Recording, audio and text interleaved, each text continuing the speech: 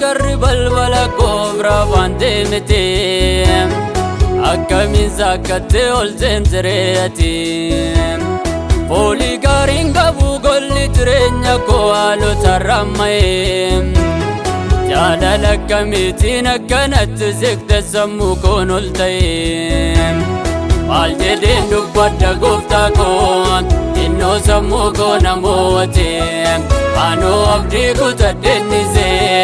karaasa kamiin natti baate na oolchiteetta cabee aboo dukkana soosi bariisisa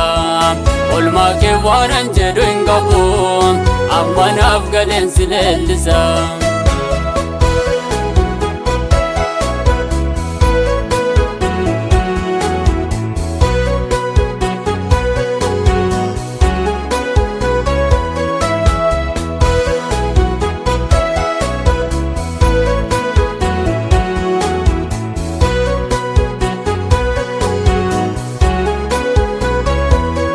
Jireenya koo jibbee guyyaa dhaloota kootuun taa'ee abaaruun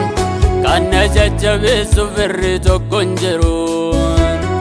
sagalee marartoon utuuti na waamtuun gurra koo naga'e hundaa danda'u kennama irraa ta'e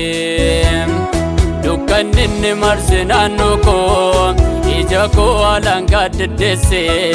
yakki koo garmalee heddummaate fuula raara keetii na dhokse iddootti abdiin jireenyaa cite qarqara boollaatuun na baddu siifa wareegame naan jette naasifte gooftaa akkan jiraadhu dukkanni inni marse naannoo koo ija koo haalaan gaaddeddeesse yakki koo garmalee heddummaate fuula raara keetii na dhokse iddootti abdiin jireenyaa cite qarqara boollaatuun na baddu siifa wareegame naan jette naasifte gooftaa akkan jiraadhu.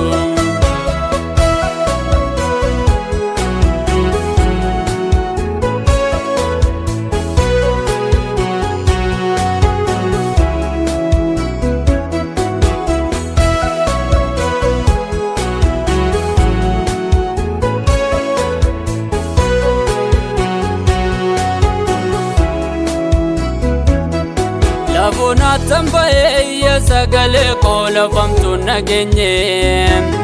burqaa deebuu baasus argachuu hin dandeenye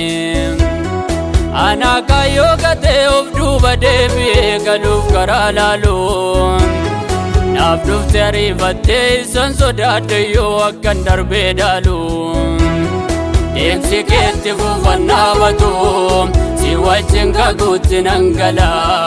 hin sodaatin gurmuu diina kee mirga keen jira si fallola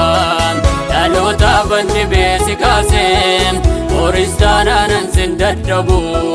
naan jette waaqarraa mul'atte hin jiru kan karaa si dhaabu.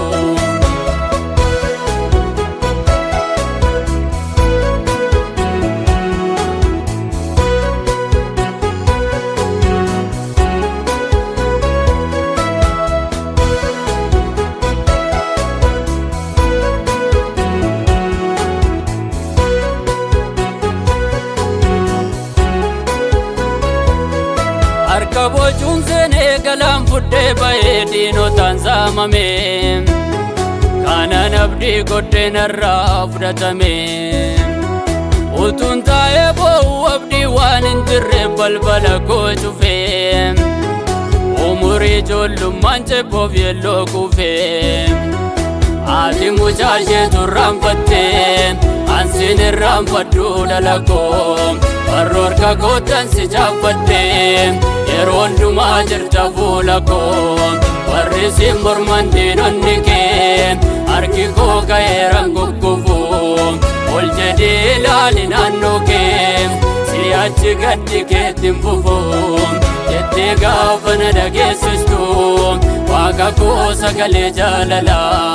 lubbuun koo furamu shawwatte waaqeffame siif kanan mala.